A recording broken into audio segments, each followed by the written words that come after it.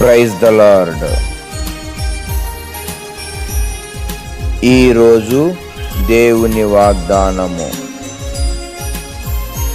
నా దేవుడైన యెహోవా నీతో కూడా నుండును. దినవృత్తాంతములు 1 గ్రంథము 28వ అధ్యాయము 20వ వచనము.